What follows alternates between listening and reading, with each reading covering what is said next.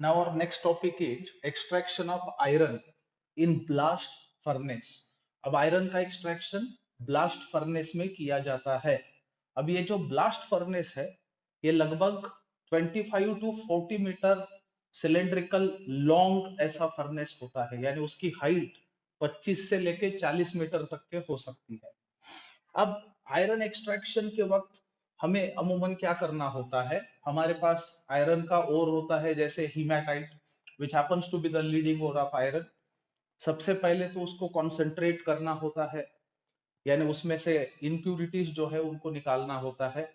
सो concentration के लिए majoritily largely we prefer what, magnetic separation. Haematite ore happens to be magnetic, तो इससे क्या होगा, नॉन मैग्नेटिक इम्प्यूरिटीज जो है वो वहां से निकल जाएंगे। उसके बाद आगे की प्रोसेस ये है कि जो कॉन्सेंट्रेटेड और है उसको आपको मिक्स करना होगा रिड्यूसिंग एजेंट और फ्लक्स के साथ, जिसे हम कहेंगे चार्ज। तो सबसे पहले एक चीज याद रखो, अब ये चार्ज क्या चीज है, रोस्टेड और, इसमें आप एक चीज याद रखो, रोस्टेड और, उसके बाद Coke and limestone, and limestone, ये जो मिक्सचर है इसे आप लोग चार्ज कहोगे, वो भी in the ratio, in the ratio of 12:5:3, so is known as charge. इसको हम लोग कहेंगे चार्ज। अब ये जो चार्ज हमारे पास आएगा उस चार्ज को ब्लास्ट फर्नेस में हमें डालना होगा। ये स्केच है ब्लास्ट फर्नेस के लिए। अब ब्लास्ट फर्नेस को आप देखें, इट इज सिलेंड्रिकल, टॉल। इसकी हाइट अभी अभी मैंने बताया 25 से लेके 40 मीटर तक हो सकती है। इसके 3 पार्ट्स है, याद रखना। So parts of the blast furnace, अब द ब्लास्ट फर्नेस आर, अब इसमें सबसे पहला जो पार्ट होता है उसे कहना चाहिए hearth. So very first part is hearth. Hearth के बाद दूसरा जो पार्ट आता है उसे कहना होगा Bose, and third one is stack. So furnace is typically divided into 3 parts: hearth, bose and stack. अब इस फर्नेस के अंदर होता क्या है, देखिए यहाँ बहुत सारे झोन्स है, जैसे कि आप यहाँ देख सकते हो कि ये जो पार्ट है इसको हमने जोन ऑफ रिडक्शन करार दिया, this is zone of fusion, this is zone of heat absorption. Fusible जो स्लैग निकलेगा वो यहाँ निकलेगा, और स्लैग के नीचे जो मोल्टन आयरन है उसे हम यहाँ से कलेक्ट करेंगे। स्लैग के लिए अलग ओपनिंग होगी, मोल्टन आयरन के लिए अलग ओपनिंग होगी। अब हमें स्टेप बाय स्टेप देखना होगा कि किस प्रकार से हम लोग ये आयरन एक्सट्रैक्शन यहाँ पे देख सकते हैं। सो यहाँ पे आप एक चीज याद रखें, जब हम ब्लास्ट फर्नेस में ये चार्ज को इंट्रोड्यूस करते हैं और फ्यूल को जलाते हैं तो फर्नेस के अंदर में हीट रिलीज होगा, जिसके वजह से फर्नेस गेट हीटेड। सो 500 केल्विन से लेके 2000 केल्विन तक के टेम्परेचर यहाँ पे ऑपरेट होता है, याद रखें। सो ड्यू टू कंबशन, याद रखें, so due to combustion of fuel, temperature varies from 500 Kelvin to 2000 Kelvin। अब इसके अंदर में एक अलग अलग जो प्रोसेसेस है वो होंगे, जिसमें हमें देखने को मिलेगा सबसे पहली जो इंपॉर्टेंट स्टेप होगी वो होगा combustion of fuel. This is the combustion of fuel, that is Coke. ये सबसे पहले हमें यहाँ पे देखना होगा। उसके बाद दूसरी जो स्टेप यहाँ पे होगी, that happens to be the reduction, reduction of ore. और तीसरा जो है वो है फॉर्मेशन ऑफ स्लैग, जो जोन ऑफ फ्यूजन में हमें देखने को मिलेगा। ये तीन काफी important steps during the course of extraction of iron हम लोग देख सकते हैं। अब फर्नेस के अंदर कहाँ कहाँ पे क्या क्या चीज होता है, अलग अलग जोन के बारे में यहाँ पे हम सोचेंगे। So let's start with first of all, सबसे पहले हम लोग देखेंगे zone of combustion. Zone of combustion. So हमने क्या करा, सबसे पहले ब्लास्ट फर्नेस के अंदर चार्ज इंट्रोड्यूस किया। चार्ज इंट्रोड्यूस करने के बाद जब आप हीट करोगे तो कोक जो है उसका कंबशन होगा। कोक का कंबशन होने से कार्बन मोनोऑक्साइड प्रोड्यूस होगा which happens to be exothermic process. और ये जो चीज है वो कम ज्यादा 5 टू 10 मीटर हाइट के ऊपर होता है, याद रखना, 5 to 10 metre height from the bottom obviously. तो जोन ऑफ कंबशन 5 से 10 मीटर हाइट के ऊपर होता है। सो इसमें होगा क्या कि कोक का कंबशन होगा, याद रखे, coke undergo combustion, undergo combustion to form carbon monoxide and heat releases. यहाँ पे याद रखे हीट जो है वो रिलीज होगा और हम चाहते हैं कि हीट रिलीज हो। तो अब Coke undergo combustion in this manner producing what, carbon monoxide gas।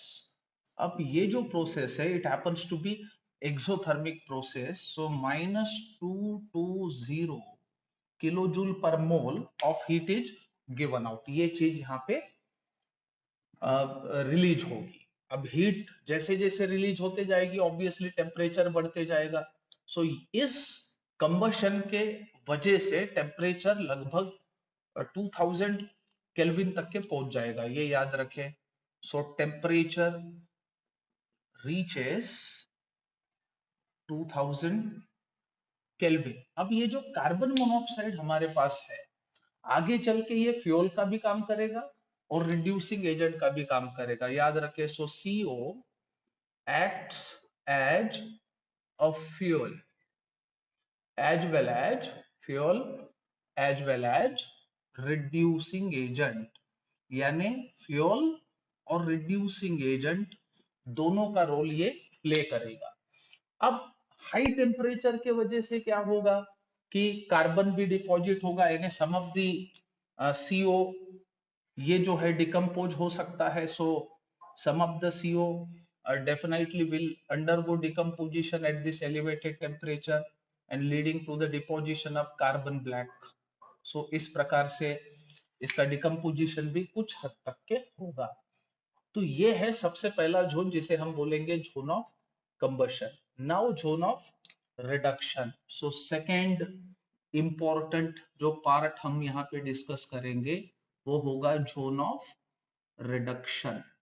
अब जो ओर हमारे पास है ऑक्साइड ओर, उसकी रिडक्शन करने की बारी है। अब आगे चल के क्या होगा कि जोन ऑफ रिडक्शन जो अराउंड 22 टू 25 मीटर हाइट पे होगा फर्नेस में, आप ये चीज जान लो।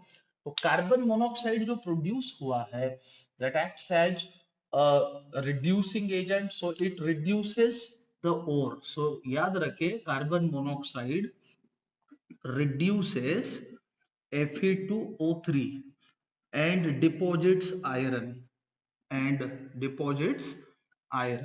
अब यहाँ पे आप देख सकते हो Fe2O3 which happens to be ore, so carbon monoxide इसके साथ कंबाइन होगा leading to the deposition of iron and evolution of CO2 takes place। ये चीज होगा। अब some of the ore is reduced by carbon also, ये भी याद रखो। So some of the ore is reduced